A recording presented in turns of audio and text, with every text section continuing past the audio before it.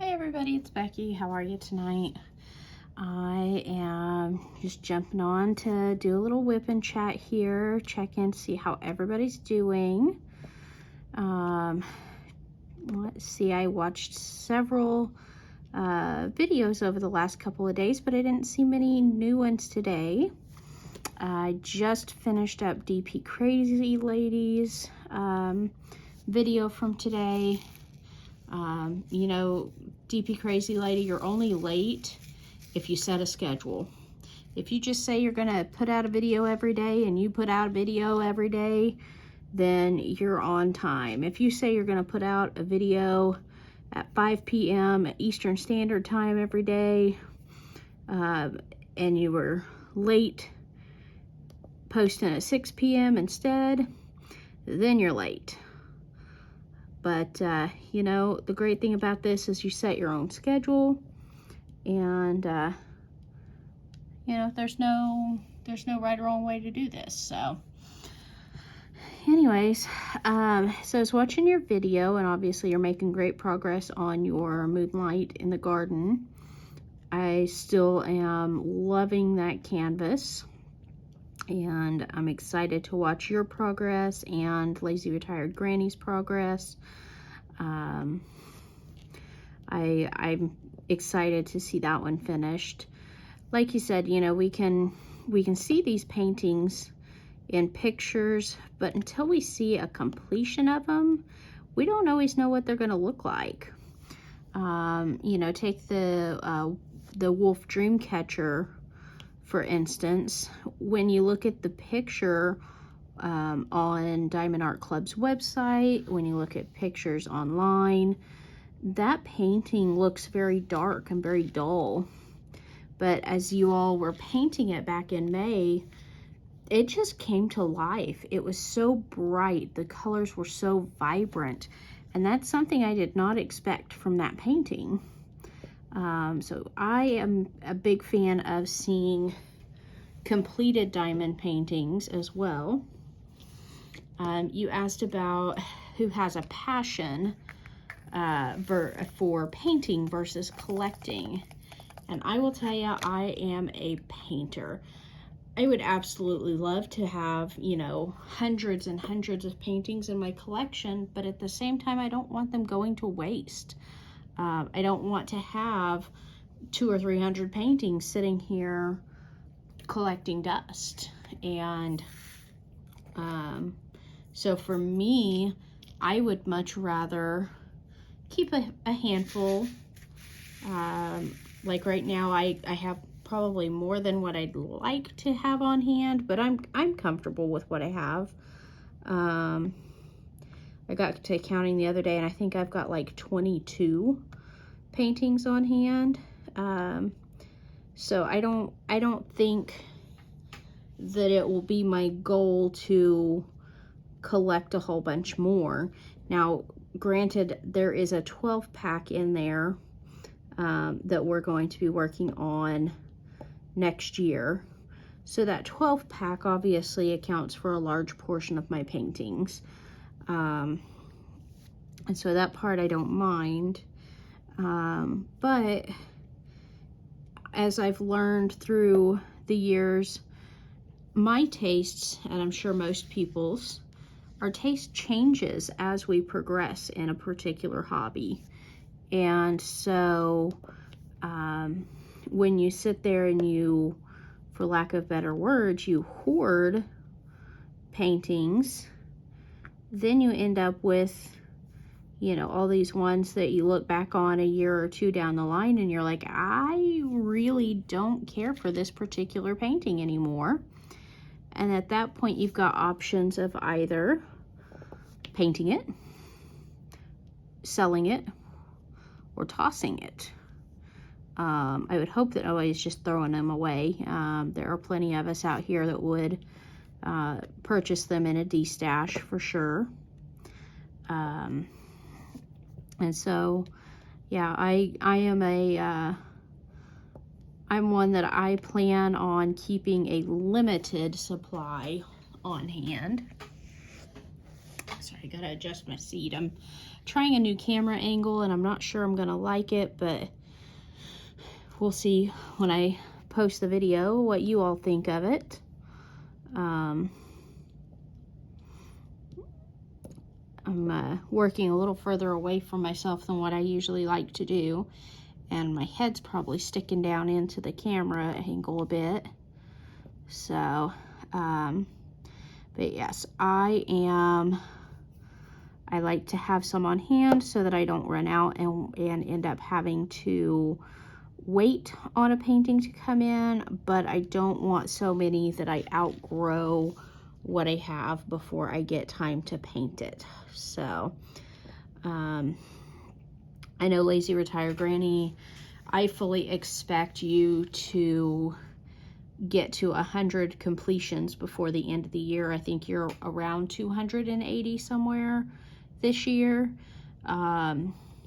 And so for you to complete 300 by the end of the year, I think is absolutely doable. So I'd like to see that happen for you. Am I going to get anywhere near that ever? I don't know. I love painting, but I'm kind of falling in love with this massive painting. And although I'd like it to be done more quickly, I love the detail in it. So, you know, I may come to a point in my diamond paintings where all I want to do is large ones. And at that point, will I want to have dozens of little bitty 30 by 40s on hand? Probably not. Will I still have? Probably, just so that I can have something to give me a little break if needed.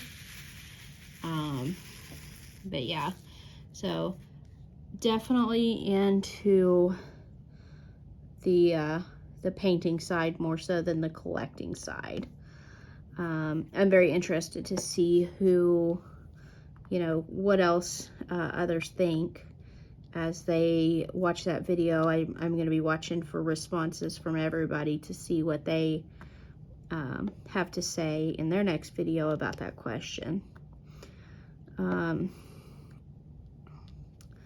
Let's see here. I know Lazy Retired Granny, her video this morning, she mentioned that she took down her little short video from yesterday and explained why. I'm so glad that DP Crazy Lady caught that for you. I don't know what color it was and if there was going to be a massive difference if you had left it as is. But I'm sure it's better to have caught it now versus at the end when you're looking at your finished painting going, why does this not look right? Let's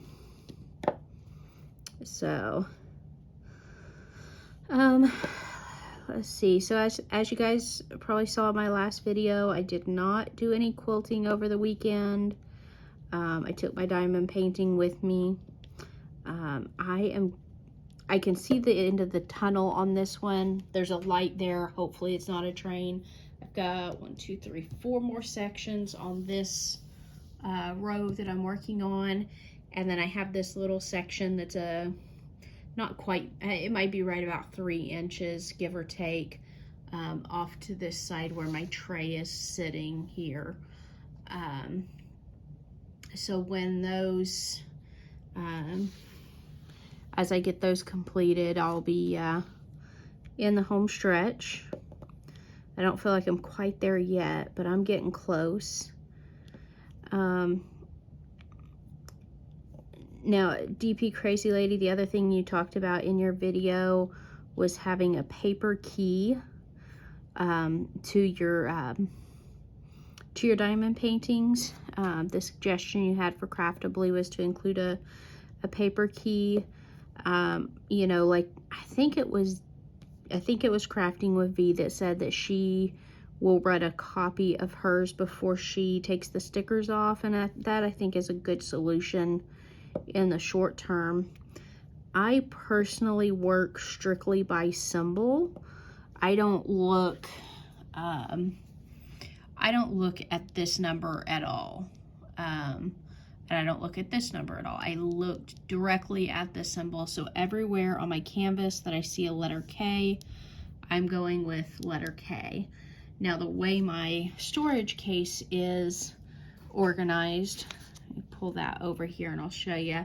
I kind of went over this when I first kitted this up, but that's been a while back. So starting down here, I started with symbol number 1 and went all the way up through symbol number 9. And yes, my stickers are still peeling. Then I went to letters, and I've got letter A all the way up through letter Y. And then I jumped into, you know, these little half triangle deals. This is the time I started looking at this number, because there's 4 of these, and what order do you put them in? So I used this number to put them in numerical order for those 4. I have a little cat chaos going on. So it's, you know, number 8, number 13, 21, 37, but it's all those 4 corners. I refer to them as the corners. And then I go into math symbols. So I've got addition. This would be subtraction when I find my missing lid, if it still has the sticker on it. Which I'm kind of wondering if the cat chaos has anything to do with that right now. I see a hair tie and a ribbon that she's probably playing with. Anyways, so percentage sign, equal sign, number sign, and the slash, which I refer to as a division sign. And then I've got these 4 random symbols that I didn't feel like fit into any category. And then I've got arrows. Again, on the arrows, what order do you put them in? So I went back to this number that is in the key order. So 6, 10, 18, 20, so on and so forth. Anything that had resembled an arrow shape. So the little alien eyes, I think is what we call this, but it's an arrow. So they're in this row. Like I said, these 4 here that didn't go with anything, again, I put them in numerical order, but just so that they would, if I took them out, I'd know where to put them back. Then this very top row here, the very top row here is dots. So the black single dot, 2 dots. And again, I went in numerical order here. Looking back, I could have gone 1 dot, 2 dot, 3 dot, or, you know, something along those lines. My cat just jumped in the window and scared the tar out of me. Anyway, so these are ones that have dots. And then this one, again, I counted it as a dot. This symbol number 51, I counted as a dot because it's a dot with a line next to it. It's a dot, it's like a dot that got thrown against a wall. So that's how I organize my symbols. And then, like I said, when I'm looking for symbol K, I just find the jar that's got a K, and because it's in alphabetical order, they just jump right out of the case to me. And then, of course, I've had them in this order since June 1st, so I kind of know where they're at. So for me, even the legend on the sides of the canvas, I really don't use the legend on the side. Every once in a while, I'll refer to it. I think I've looked at it once, maybe twice this year. The only time I was showing it off when I was at quilt camp, as I was explaining to ladies how diamond painting worked. I was showing them the key, and many of them have cross-stitched over the years, so they understand the cross-stitch symbols. So that's the method behind my madness. I know you've got, you know, everybody's got their own little way, but if somebody's looking to try something different, you might consider that for your next painting. Organizing the drills, not in numerical order as they come through, you know, not as they are on the guide itself, the legend, but in the order that makes the most sense to you. And that way you can maybe see if you can find them a little easier. And especially if you've got a painting where, you know, color number 7 might have, you know, symbol 14 on, or, you know, color 14 has symbol 7 on it instead of, you know, whatever. But But yeah, I strictly go by this symbol so that I don't have to fuss with going back and forth between the legend and the colors and mixing up the color number versus the color symbol. Just kind of food for thought on that. That is my opinion. Disclaimer, my opinions are my opinions, and you can take them if you'd like, and you don't have to listen to me one bit if you don't want to. That's kind of, like I said, I just want to put that out there for anybody who might be looking for a different way of working their canvases. Sorry if I just shook the table on you guys. So yeah, that's what I do, and that way I don't have to worry about mixing things up so easily, but I do throw my pen a lot. Yeah. Let's see here. Oh, I don't think I've really got anything else going on this week until Friday. I don't know how many videos I'll get done on the weekend. I may show you guys a few little shorts of our travels. But you know, we'll just kind of play that one by ear.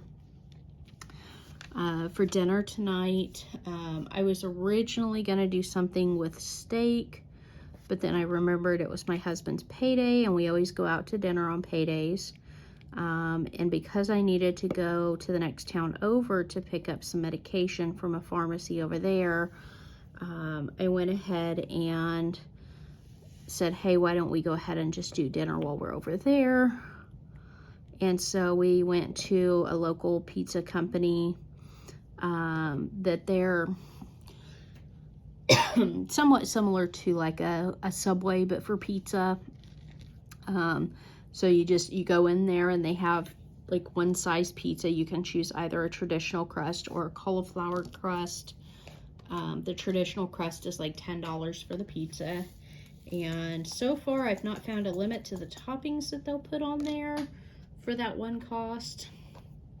So like tonight we chose to add pepperoni, sausage, Canadian bacon, red onions, and then they can do like half the pizza. Honestly, they'll go down to like every single slice you can have different on this pizza if you wanted to. But we did half for me, which just had the red onion and the meats on it, and then my husband on his half wanted black olives and mushrooms.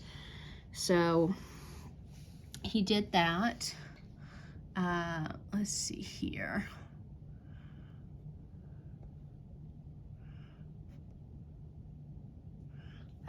So yeah, we did pizza for dinner.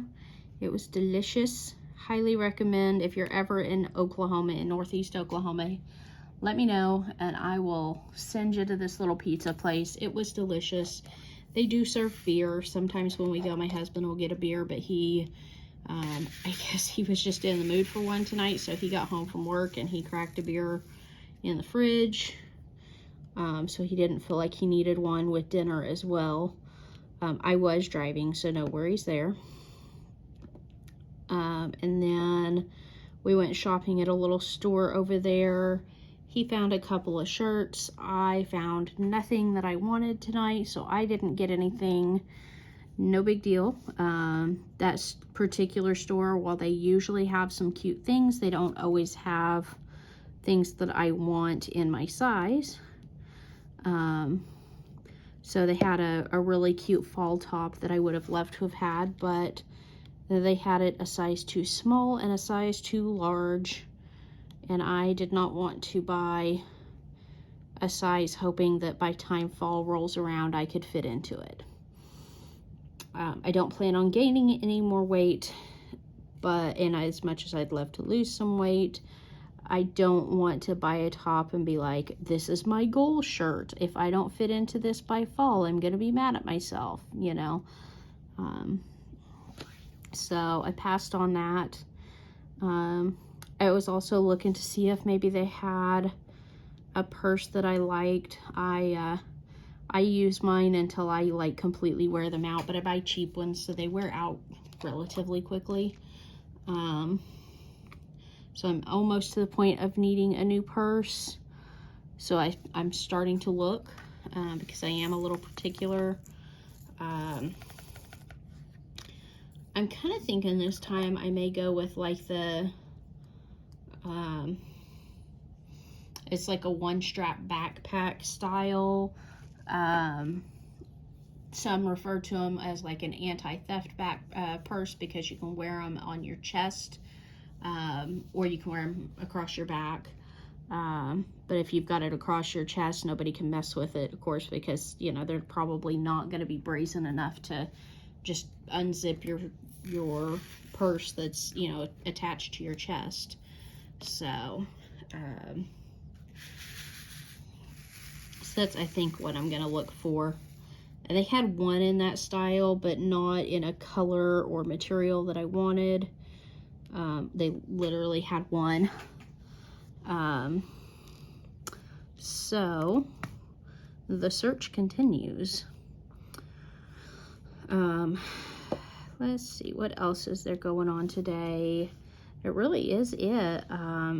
Nothing too adventurous or out of the ordinary for us. I know some of you guys don't do a whole lot of getting out and going, but I still get out and go quite a bit, so you can live vicariously through me. I'm happy to share my adventures with you as much as you want me to. I just heard an explosion. Don't be too concerned. I live not very far from a rock quarry, or it's actually a concrete plant. So they blast, and I never think ahead of time about, oh, it's almost time for blasting. And so it catches me off guard quite often. Nothing beats like nearly being asleep and all of a sudden you hear boom. And depending on how many blasts are scheduled for the night, sometimes it's quite a few. And so it kind of, like I say, it usually only catches me off guard if I'm like halfway asleep. But that one kind of caught me off guard because I didn't realize what time it was. So let's see. I'm trying to think if there's anything else. I know, let's see here. What other videos have I watched? I watched Diamonds by Tita, your latest haul from Temu, and I absolutely love the paintings that you chose. I'm super excited to see you work some of those up. I think the, like I said in your comments, the lighthouse one, I feel like that is a sunset. It looks very similar to the sunsets that we have here. And I have not willingly watched a sunrise ever in my entire life. I've always been a night owl. I have never enjoyed getting up early. I know people who do it, and I think they're insane. I may be up very much like a DP Crazy Lady. I may be up till 2 or 3 in the morning some nights diamond painting. I think that's one advantage to the work schedule I have now, is that if I do stay up till 1 or 2 in the morning and want to sleep until 10 o'clock, by golly, I can. I usually don't sleep that late. All right. Bear with me here. I'm sliding a picture. Watch me make a mess of something here. I'm looking for this duck here in the camera. Okay. I want to look at it through the camera lens because the angle I just saw it at. Okay, so you've got the duck eye and you've got the head of the duck, but it's almost the exact same color as the boat. So I wonder, I'm gonna have to ponder on that a bit and see if it's something that I want to change. Because you can definitely see the bill of the duck, the eye, the body, and here's the wing right here. You can definitely see enough detail in that to know that's a duck. But where does his head end and where does the boat begin is the question. So I'll ponder on that a bit and see. Like I said, I still have every intention of changing out, where is that little guy? This guy over here.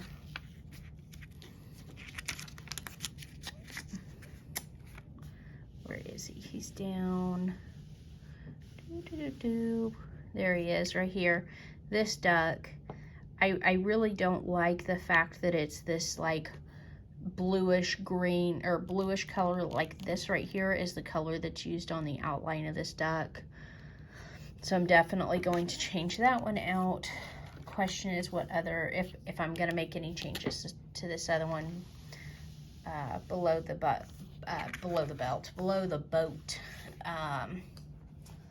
I'll keep you up to date on that when if and when I make decisions. I may get done with the whole thing and say, forget it, I don't want to. So, anyways, so yeah, Tita, your diamond painting haul, I absolutely love it.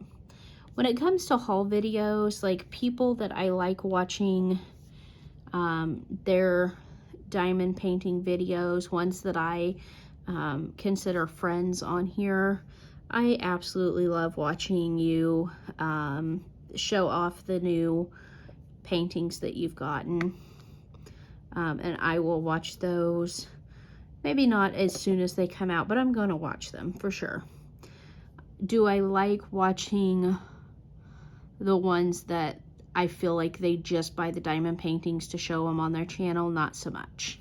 But yeah, I definitely will make sure to watch the unboxing videos from my friends because I like to see your excitement about what you've received, and I like to share in that joy with you of, you know, the excitement of a new painting. So keep those videos coming for sure.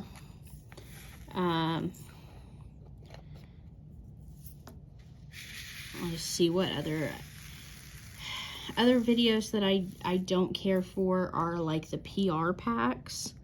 A friend of mine asked me this weekend, she's like, do you think a diamond painting company would ever, you know, contact you and you know, have you review products? And I'm like, well, I do know a lot of smaller creators that, you know, have been contacted by some of the budget-friendly companies to do PR packages, and I just don't feel like that's something that I would be interested in doing. I mean, yeah, it's cool that they get some free products, but at the same time, I feel like, and correct me if you've done a PR package and you, you know, have a little more insight in it than I do, but to me, it feels like they contact you and they're like, you know, hey, we'll send you random number, $20 worth of product from our website. Just tell us what you want.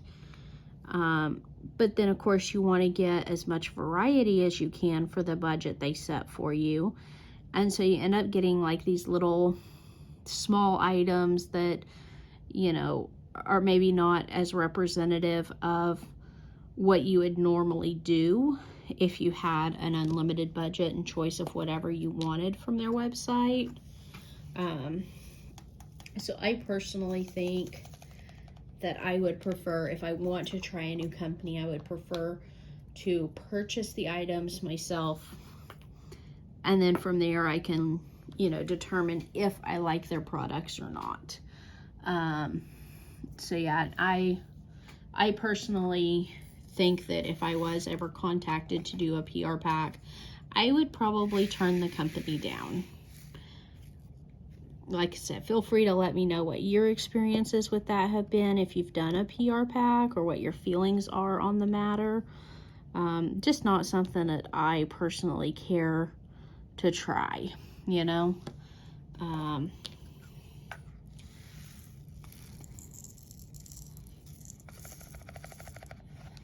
Yes, I go quiet when I'm pouring my drills back in because I'm trying not to spill them.